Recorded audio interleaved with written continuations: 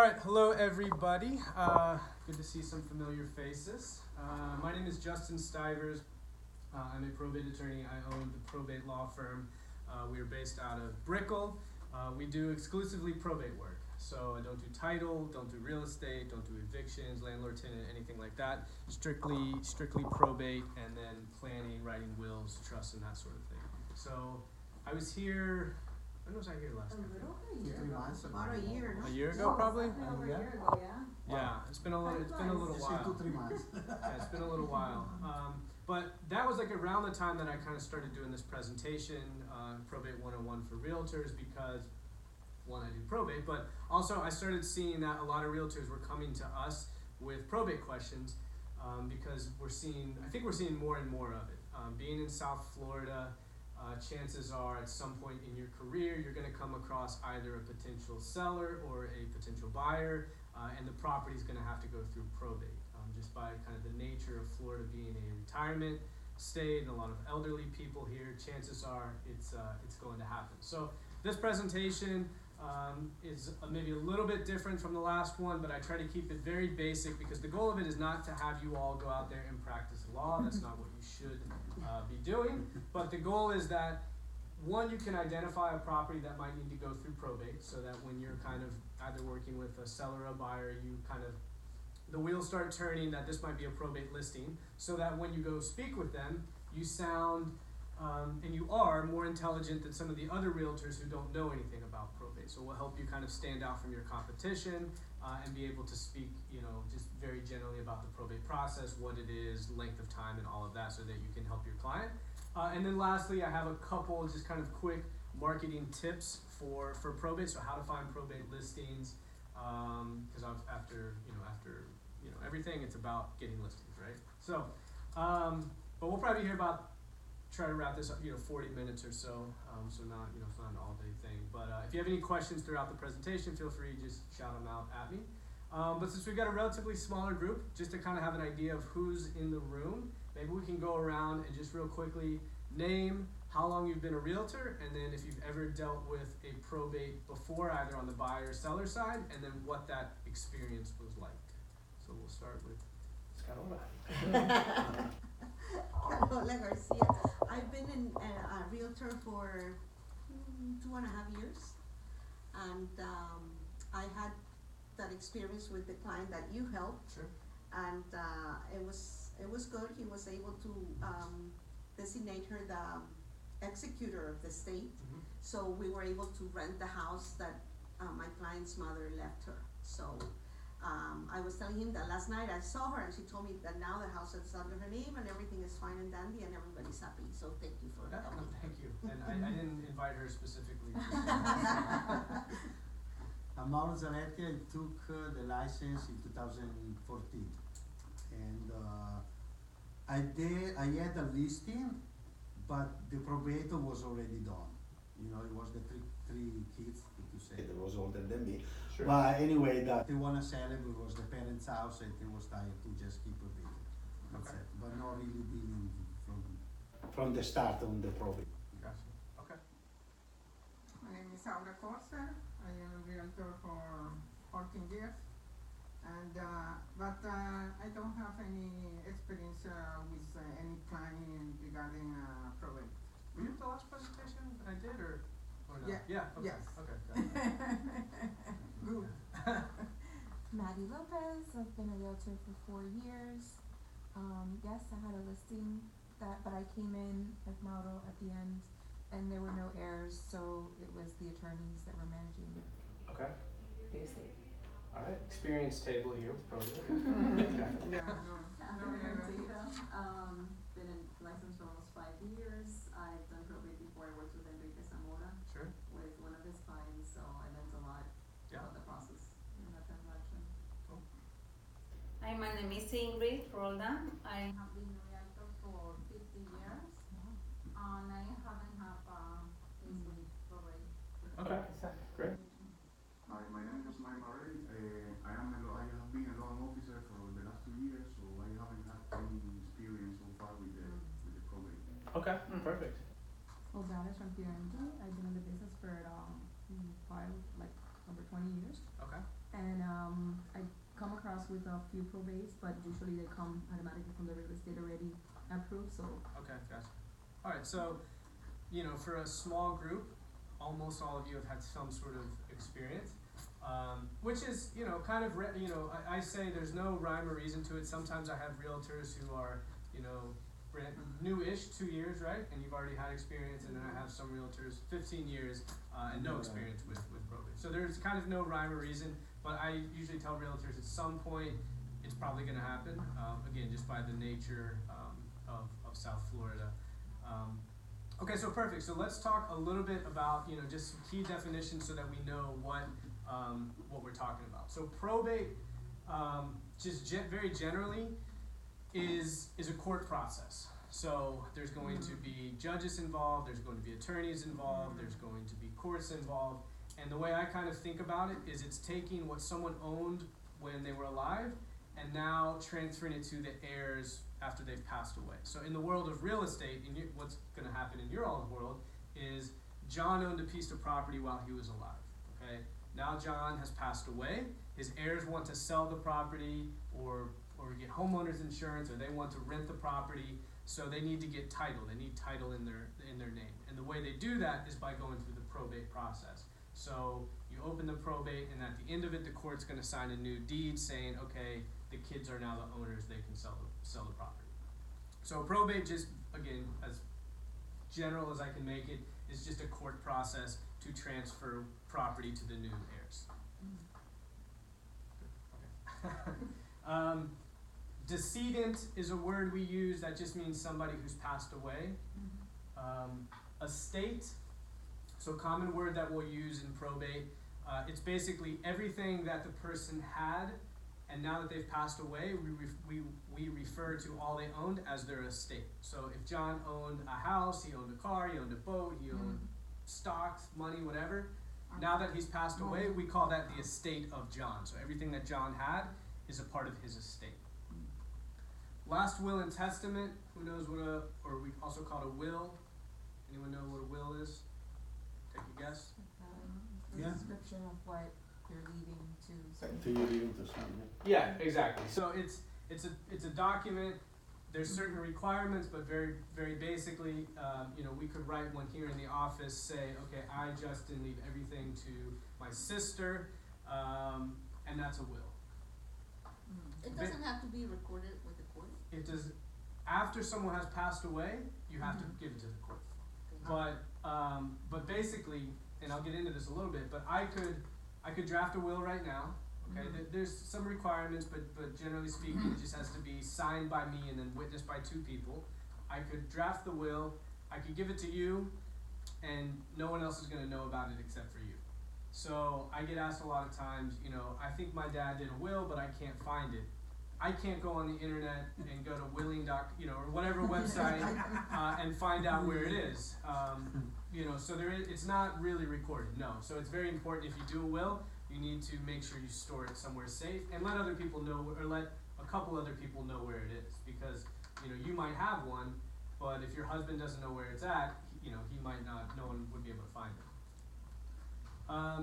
Personal representative. So this is a key term and very important for you all, because this is the person that you all would be working with. If you're working with a seller, it's the personal representative who gets to sign the documents. The personal representative is the person who you sign the listing agreement with. It's the person you sign the as-is contract with. It's the person that signs the documents at closing. So the personal representative is really the most important person for you to be working with. If you're working with the seller. If you're working with the seller, that's who you need to be working with. Some states use other terms for it. So New York, for example, uses the term executor, but executor, personal representative, administrator, they all kind of mean the same thing. So those are the most basic terms. Any questions on those? Okay. I was thinking there was another name. I don't know, it just popped in my mind. I don't know. I don't know. Get back to me on confused. it. Yeah.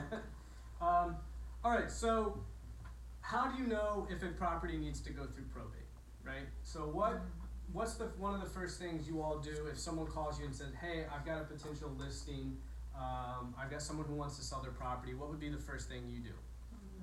Ask for the address and check public record. exactly. So you go to public records.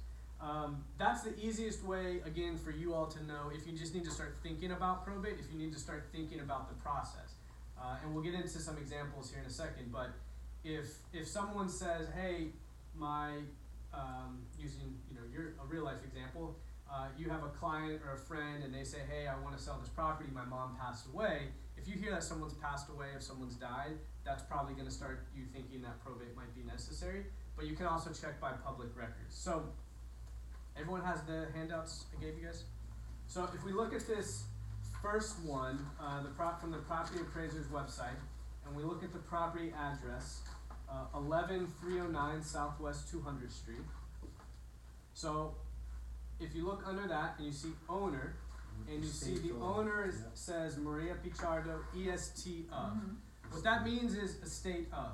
So if you see that EST of after somebody's name on the property appraiser's website, it's about a 99.9% chance it's going to have to go through probate. It might be in the process of probate, but it just means that this person, Maria, has passed away, and before anyone can buy that property, before anybody can sell the property, before anyone can take out homeowner's insurance or anything, it's going to have to go through probate, and that owner is going to have to now become the new heirs.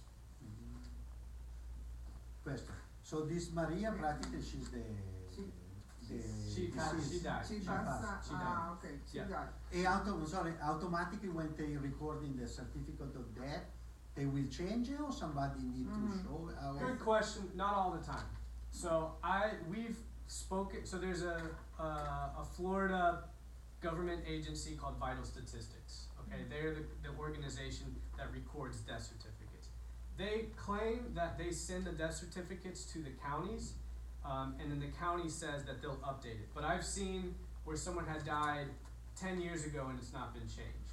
So I don't know exactly when they update it. I do know that a helpful tip for your clients is that sometimes people, let's say Maria had a daughter, which she did. But let's say she had a daughter and she wants to live in the property and she wants to keep the homestead exemption, right? Which is a big thing. So now she goes to the county and she says, my mom passed away. I want to put the property in my name so that I can get the homestead exemption. Well, the county's not going to do that. They're going to say your mom died, and then they're going to update this, and she's not going to get the exemption until she goes through the probate process. So sometimes I think the county updates it because the client goes themselves and says, or they'll mail the death certificate themselves and say, I want the property in my name, not knowing there's a probate process. So I don't know the exact answer as to when they update it because I've seen it across the board, but I think in theory, yes, when death certificates are done, they should mail them to the county, but that's my best guess. So this is the most common. So this is very common where if you look up at a property and you see this, you'll start thinking the probate process. So the next one, 1821 Northwest 33rd Street, Miami, Florida. We've got two owners. We've got Jesus Silva, EST of, and Maida Silva. So this is pretty common. And here's an example of what happened with this one. So Jesus is the father. Maida is the daughter. Jesus passed away. You can see that it says EST of, which means estate of, meaning that Jesus probably we had to do a probate to sell it. Well, Maida is the only daughter of Jesus. She thought because her and Jesus are both on title, she would just be able to sell the property. She got a realtor. They do the entire process, they list it, they get a buyer, they go under contract, they go to closing, title comes back and says, no, you need to do a probate for Jesus. And so then she called us, we did a probate, did a probate for Jesus, got the property in her name, and then they were able to sell it.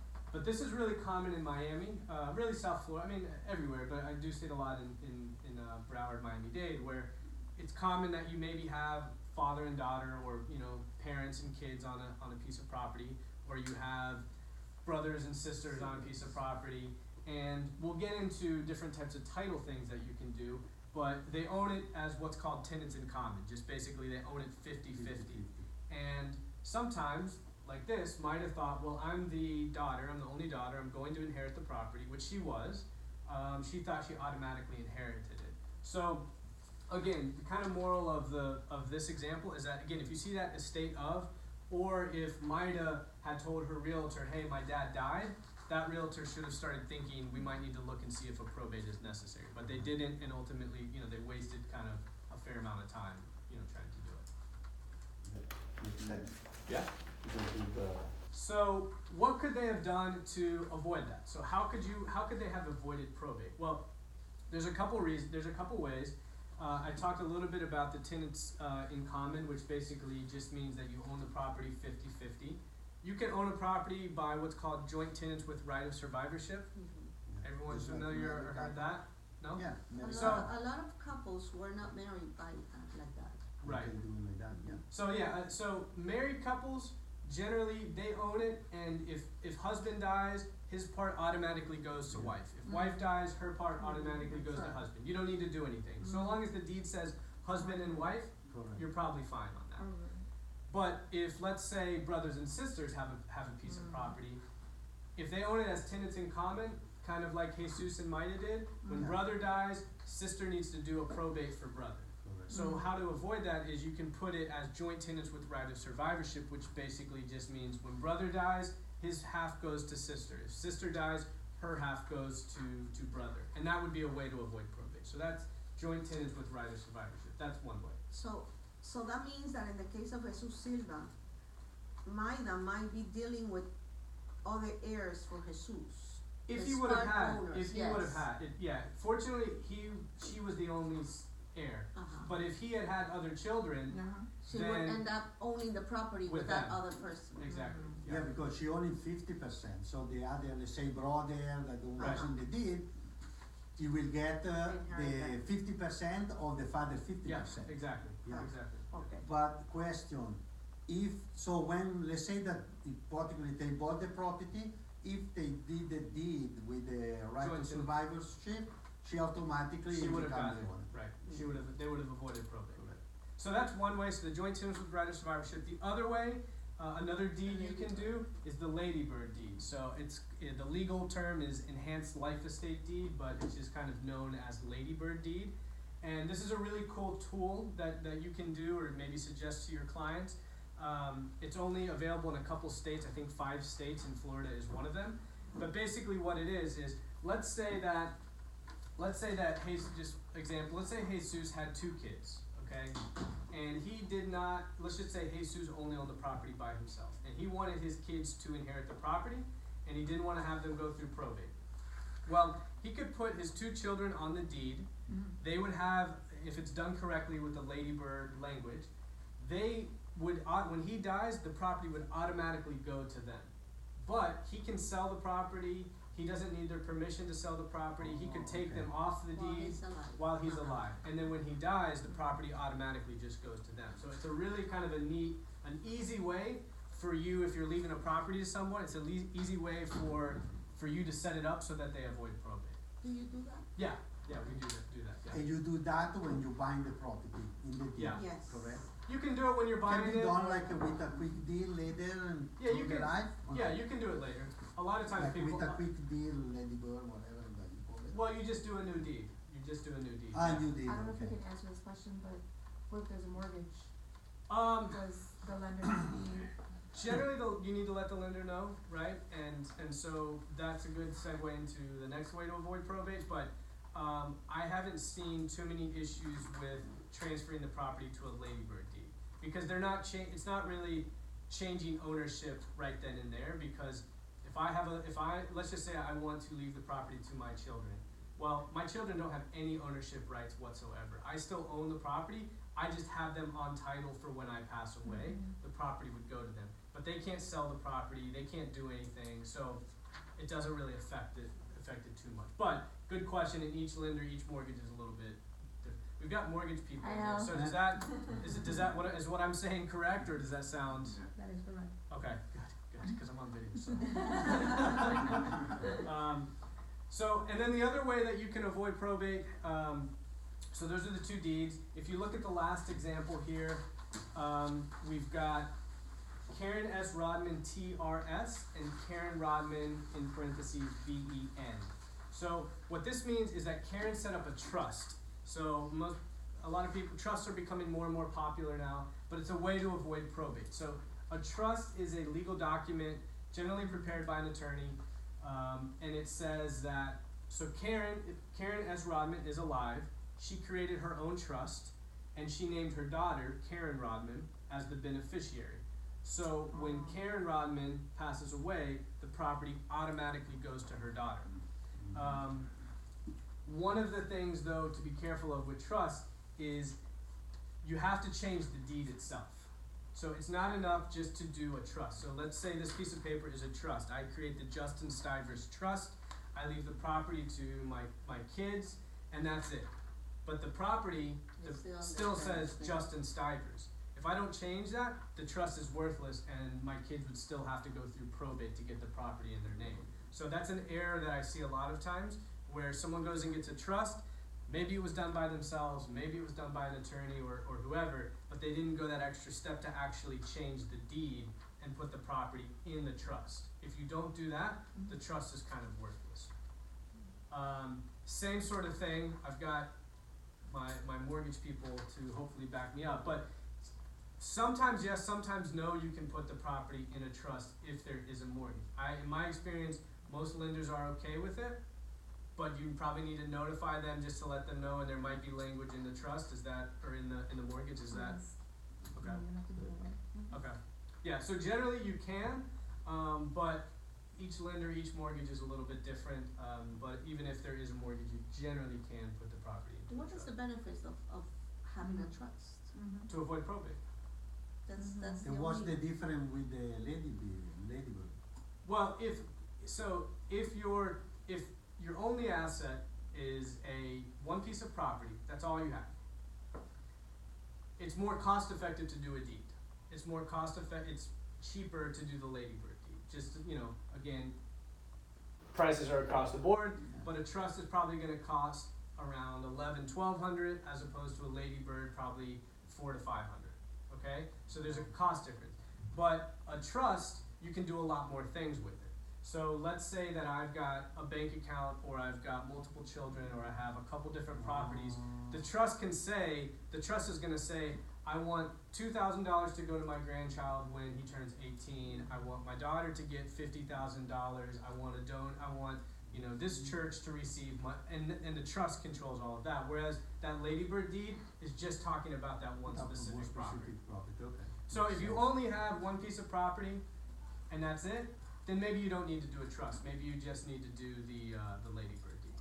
Okay, I have another question. Right. A trust is different than a will and testament. Right. So a will and testament would not avoid probate. So a will does not avoid probate. So a will by itself does not avoid probate. And that's a big misconception. People think that, if I've got a will and it says my dad passes away, he says Justin gets this property, I can't go to the courthouse, I can't go to the county appraiser and say, look, my dad left me this property, they're gonna say, no, go get a probate attorney and go through probate. So why do people have a will?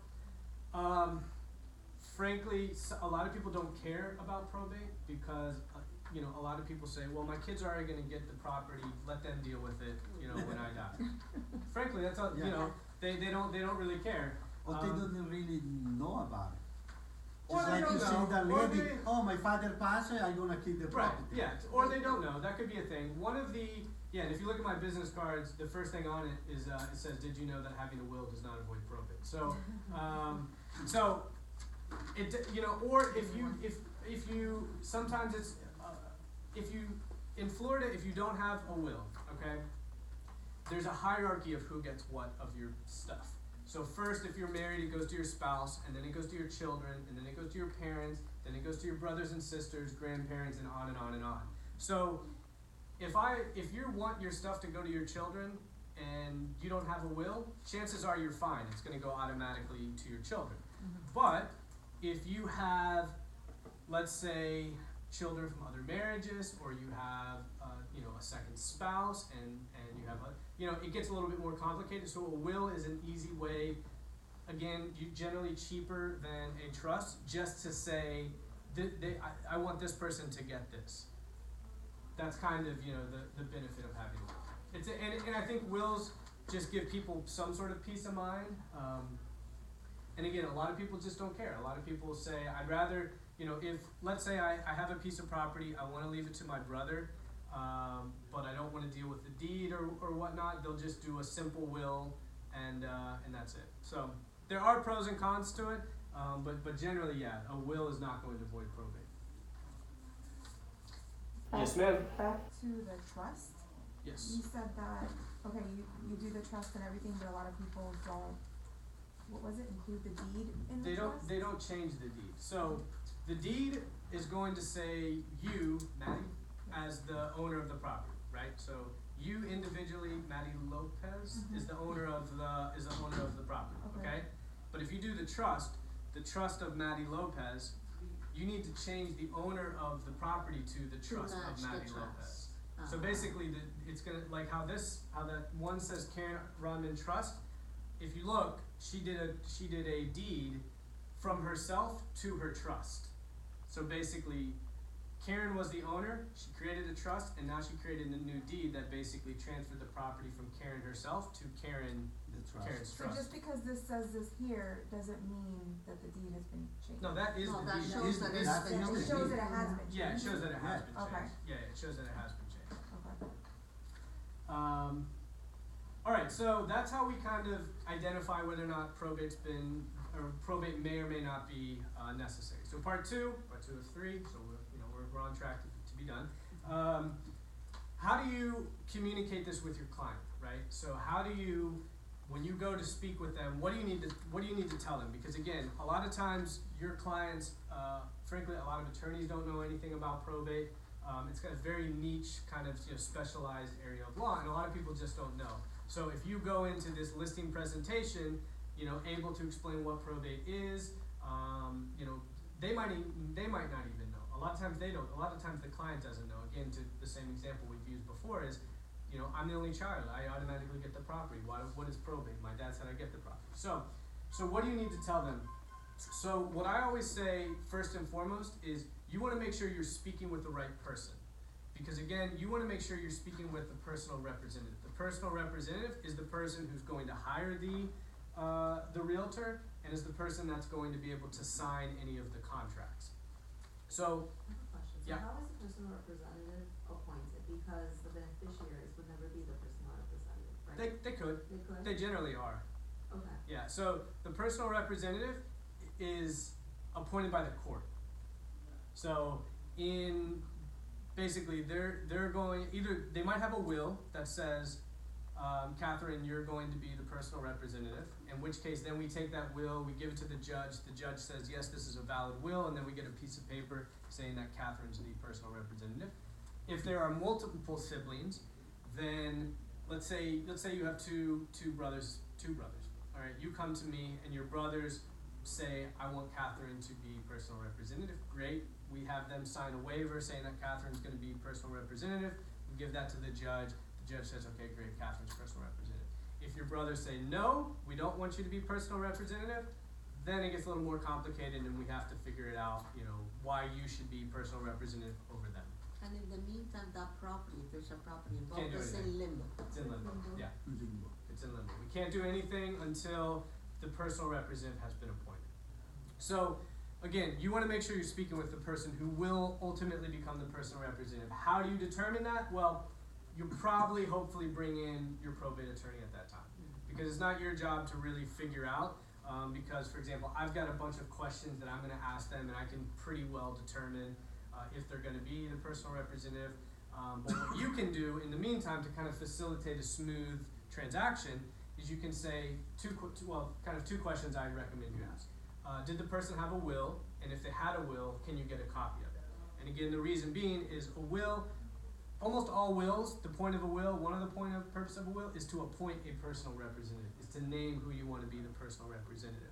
So if this person has a will, you're speaking with John, and John has his dad's will, and the will says he appoints Sarah as personal representative, then you probably don't need to spend your time speaking with John.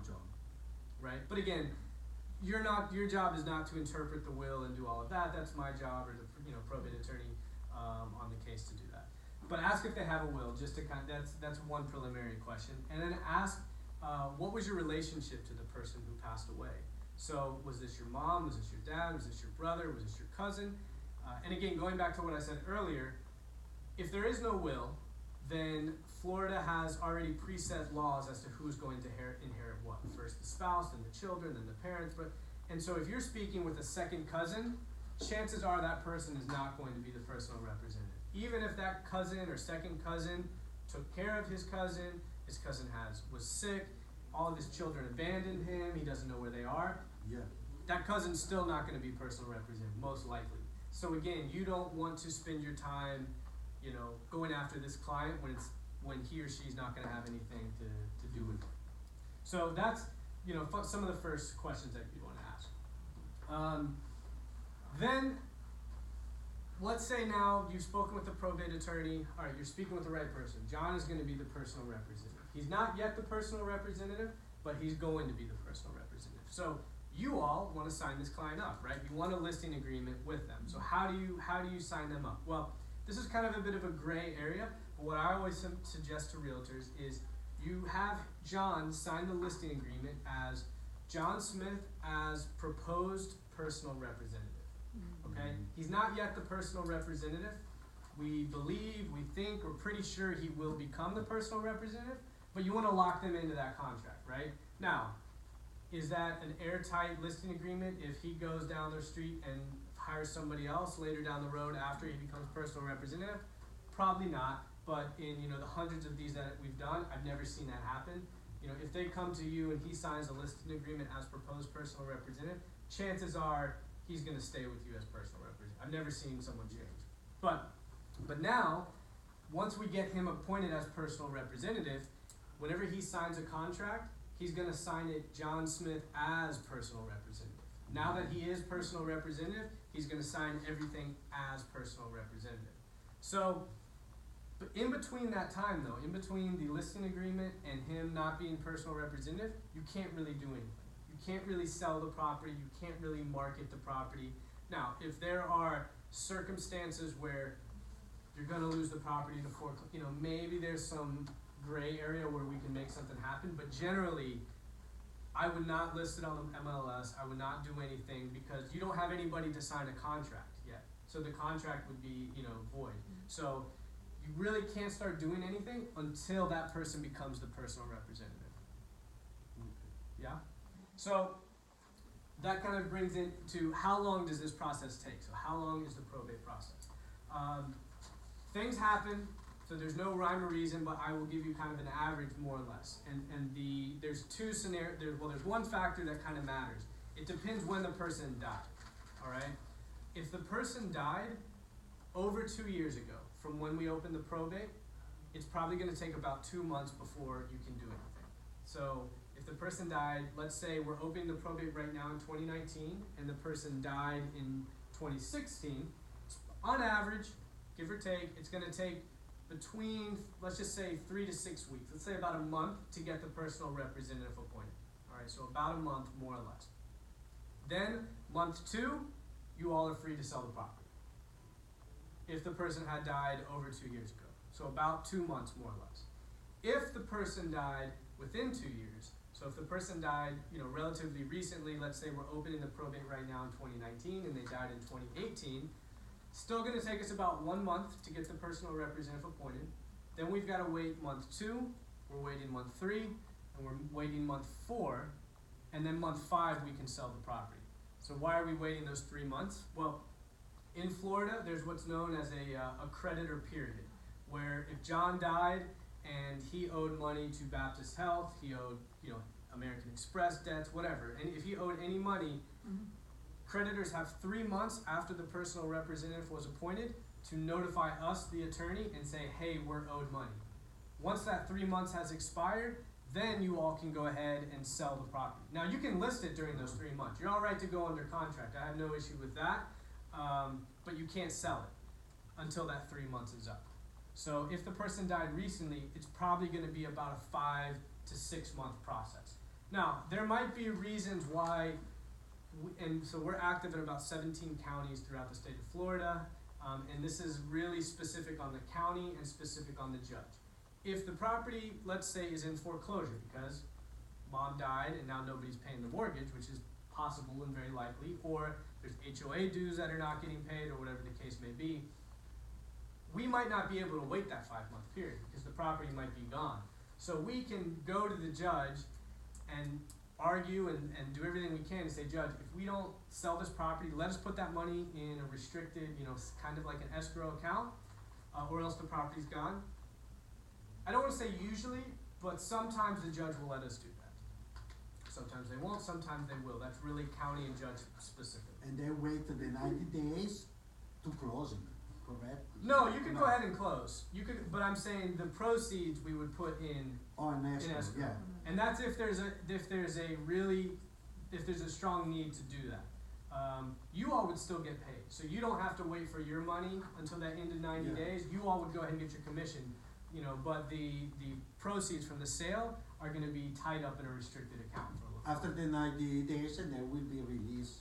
Yeah, there's a process, but after Yeah. the 90 days, then we Yeah. can ask the court to release the funds. And that's because you're dealing with creditors. Correct. But I understand that if the deceased, Decedent. Yep, sure, it's great. a new word. Yeah. Passes and owe money that is not secure, you're not supposed to pay them, right? Absolutely. So why wait if you're not gonna pay American Express or, Well, because first of all, it's the law. So first of all, there's a Florida statute that says you have to wait that 90 days. Okay. But to that point, this is a good piece of information that I always tell clients, but sometimes they listen or don't, or just aren't sure. If you're not responsible for your parents' debts, okay? So if mom died and she owed Visa, $1,000, Visa's probably gonna start sending. They're gonna find you possibly, or they're gonna send it to the address, and maybe you're getting those bills, and they might, debt collectors are ruthless, and they might make you feel like you got to pay this, or they're gonna screw your credit up. You don't have to pay that. Now, if you're on the credit card, if you're a joint owner, yeah, you better. that will mess up your credit. But if it was in mom's name only, you don't need to start writing checks. What will happen is, once we get the personal representative appointed, now they're gonna stop calling you. Now they're gonna call me, the attorney, and I have kind of my process for dealing with it, and we'll fight with them. And with credit cards, I would say 90% of the time, we get them eliminated completely. They don't do anything. Hospitals are a little bit more strict. Hospitals, if there's outstanding bills and Medicaid, Medicare, whatever didn't cover it, we can get them reduced. But credit cards just, whatever, they'll kind of go away. But hospitals sometimes will put up a fight. And I remember you told me if the house is homesteaded, Right. they technically don't even have to. And pay so a creditor, if all you own is a piece of, let's say all you have is your homestead property, which a homestead is your primary residence. You were getting the homestead exemption, it's where you live.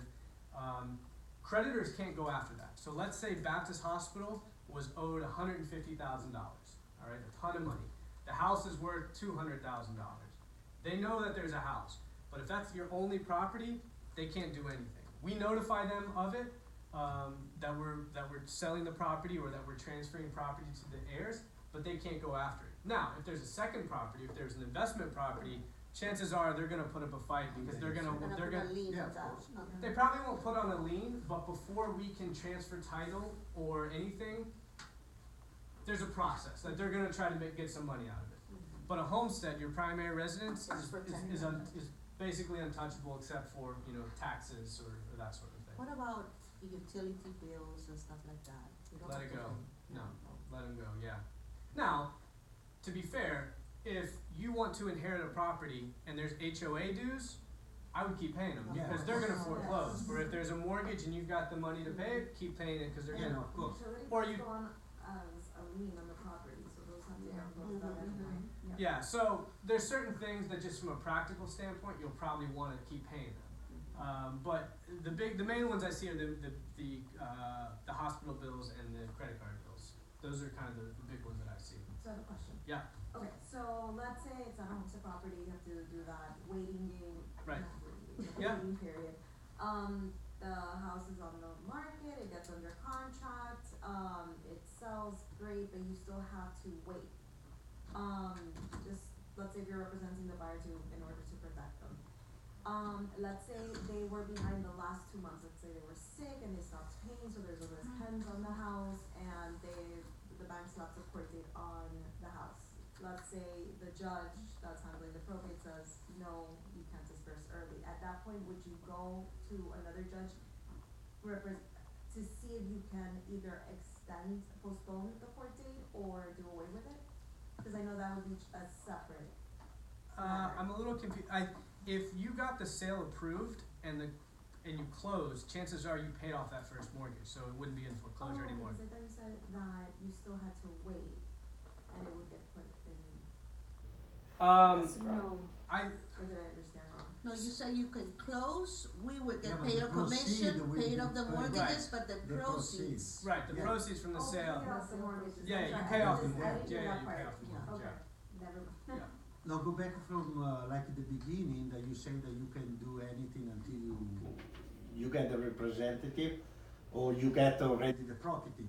But in the meantime, like you say, hey, I don't have to pay all the HOA or the taxes, this, I rent out to the property anyway. Also, if it's not yet on my name.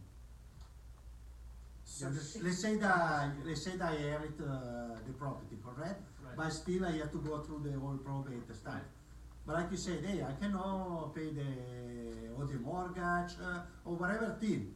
I just rent it, so that money made me. Now, Right, so what you say in the beginning, I cannot do that. well, so I think I said it's a gray area, and so here's the thing, if your parents pass away, God forbid, No, they leave you a piece of property, okay? And for whatever reason, you decide not to go through the probate process. Or you wait a couple months and, they die on January 1st and you get a tenant in there January 2nd and you don't start the probate until March, so you start renting it out. Yeah. Well, that's technically not allowed because you don't own the property to rent Yeah, it, that's what right? I'm So saying, you yeah. don't own the property to rent it. But if you were going to lose that if you didn't have the money, I would probably say let's go ahead and maybe get somebody in there, even though it's not really allowed. The issues that run into that though is if there are heirs, and I've got this one right now where she waited years to do the probate. And so there were other siblings, and now they're like, well, you were collecting rent for 5 years, give me my share of it. Yeah. But she was also paying the mortgage with that rent money. So Yeah, now we're kind of fighting it because she really didn't make a profit, but she really didn't do what she was supposed to do under the law. Oh, So okay, I got you. it's kind of a gray area. I get I think the best thing to do is start the probate process. And in each situation, if you're an only child, there's probably not going to be as big of an issue. Yeah. So maybe you want to get somebody in there.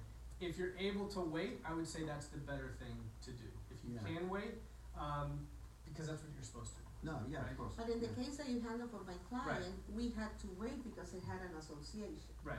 So the association will not allow you to rent a property that is not yours. So we had to wait until my client was Oh, yeah, you designated see, the yeah, representative, exactly. so she could sign the Yeah. lease and Yeah. sign the paperwork. Because Yeah, you can't it's sign a everything lease. case by case. It's- Maronan is case by case. It's sort of case by case. I mean, In grade A, that's so it. her client did the right thing. Like her client did the right thing. She could have said, "Screw the association. I'm just going to get somebody in there," and that Yeah. might have had, she might have had issues later down the Repercussions, road. yeah. Yeah. But she did the right thing, and it was painful probably because she waited 3 months, 4 3 months. months, we were lucky that we got a tenant Who was right ready. away and Yeah. who was willing to wait for her to be Right. assigned a representative. Right. So they waited like 2.5 months for that. Yeah. So that's kind of that's to give you an idea. That's more or less the process. That's more or less how long it takes. As you can see from the questions and everything, getting the personal representative is like kind of the key thing before you're able to do anything. You want to make sure you find out who the personal representative will be.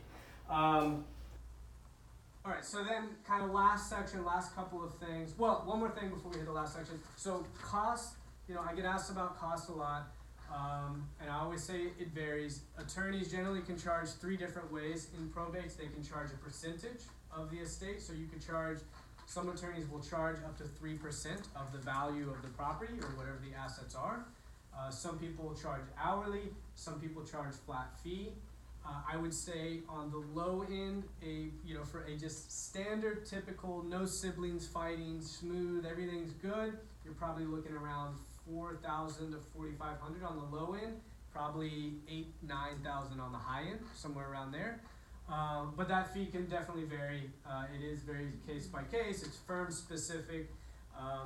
Again, sometimes it starts out very smooth, and then you've got a brother who the sister didn't tell you about, and brother shows up with a will, and all bets are off, sort of thing. So, and that happens. Or we've got, one in Israel where all the siblings are fighting over there, and so they reign. I used to say this was very, smooth, but I'm kind of changing that a little bit. I'm starting to see like siblings fighting a lot more. I have a question, Justin. yeah. So in the 3 examples that you gave us, all of them need to go through probate except the last one. Yeah. So if we have another property that has the life enhanced life estate, it doesn't need probate. Correct.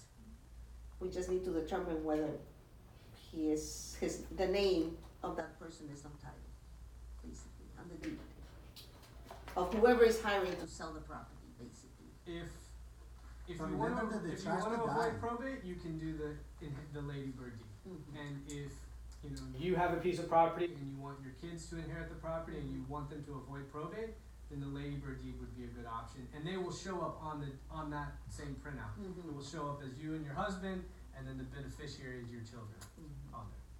I don't know if that answered your And question. in order to avoid conflicts among the siblings, when my husband and I died, both of them are gonna own it 50-50 as tenancy in commons, how Yeah. is that ownership? Or can you go more to the joint tenants with Reddit. Mhm. Well, it's probably going to be owned as joint tenants in common. Mhm.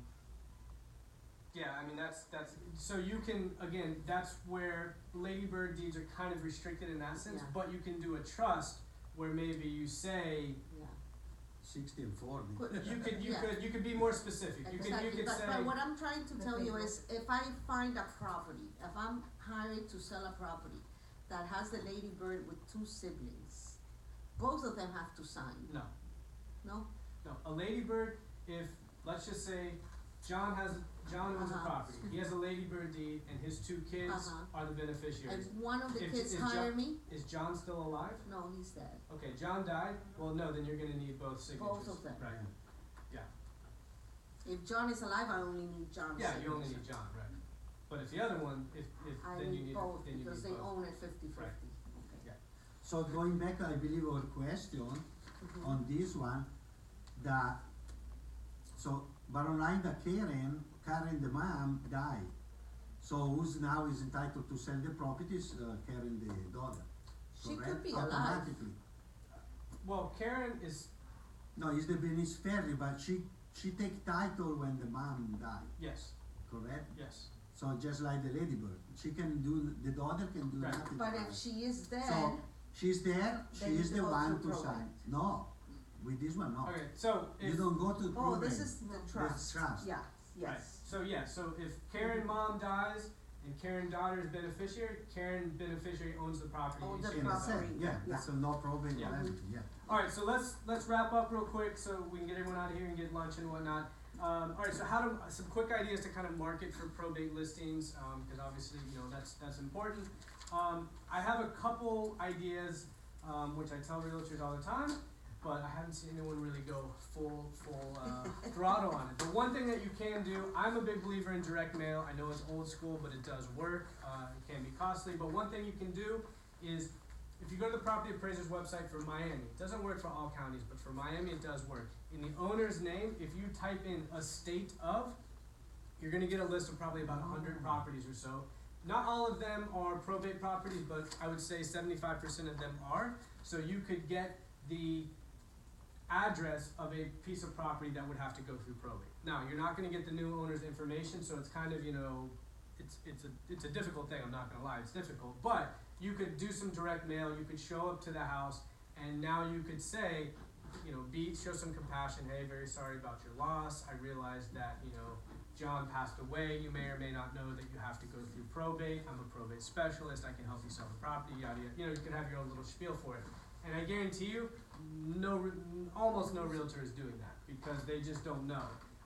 But if you show up to, if you had showed up to Maria's house and somebody's there, or you send mail and her daughter's getting it, you're probably, one of nobody that's doing that. So that's an option. Well, now we have like That's a four, longer five, play. That's a longer play option. five, Definitely six. takes a little bit of work, but it's an option to how you can find it.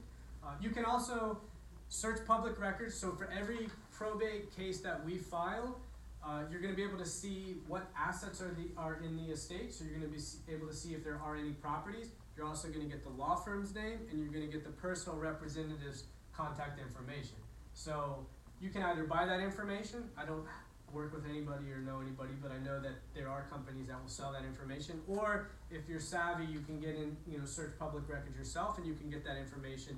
And then They are public record. public mostly. record, yeah. And then you've got the personal representative's name, their address, and the attorney's name, address, email, and phone number. So you could contact them and say, hey, listen, I saw that you've got a property at 123 Main Street. Happy to help if we can. I know the area. Then it's kind of up to you to come up with your own script. And again, realize that if you're contacting the personal representative, they just lost somebody, so probably the usual, we help you sell quick, fast, cash, whatever. It's maybe not the best tactic. Maybe you want to be a little bit more, Or same with attorneys, they're difficult, I get it. So, me just getting a random email might not be the best. But a lot of attorneys don't work with a lot of realtors, so you might be able to find one that needs a partnership with a realtor as well. And then lastly, so I'm one of, probably hundreds of probate attorneys in the area. Most of the probates that we do have a piece of property in it. So, I think probate attorneys are great referral sources for you all as well. You can find that information just by Googling probate attorneys and then try to build relationships with them. The Miami-Dade County Bar Association, which is like the local organization for attorneys, they do a monthly kind of like lunch and learn at the courthouse. I think it's like the third Thursday of every month. It's all probate. I don't go because it's all probate attorneys, so I'm never going to get referrals from other probate attorneys. I got listings from it. It takes time sometimes because you have to build relationship with them, and they have to get to know you, like you, trust you. But once you have that relationship built, I will be more than happy to give you listings. Yeah, it's not an overnight thing. It would take months and months probably to do it. But again, you were probably like one of like 2 realtors that go to it. I know one other realtor, and she's done an amazing job of just networking with probate. She sponsors happy hours, and like every kind of probate attorney knows her. But you figure, okay, there's like 50,000 realtors in Miami-Dade, and you're all kind of like competing for the same thing. Yeah. You've got like one competition from that. That's still a pretty good pool to be competing with. So I think and again, you figure my office handles about 150 to 200 probates at any given time. Most of them have a piece of property, and you figure I'm one of thousands probably. It's a good chance that if you network with other probate attorneys, you would get listings as well. So again, just to close, we do almost exclusively probate. We also do some simple planning for realtors. We put some packages together that have to do with power of attorney, the healthcare directives, last will and testament. So the handout I gave you are packages specifically for realtors. We don't really offer that for clients, but these are not necessarily probate avoidance packages. We do stuff like that. So we can offer trust. The Ladybird Deed is happy to speak with you all about that if you're interested. Or if you guys have any questions about probate, make sure you sign in the sign-in list sheet that I had. And I'll put you kind of on a list, and I'll send you information so that if you all have questions, you can just kind of book like a call with me. I'm happy to answer any questions that you all might have.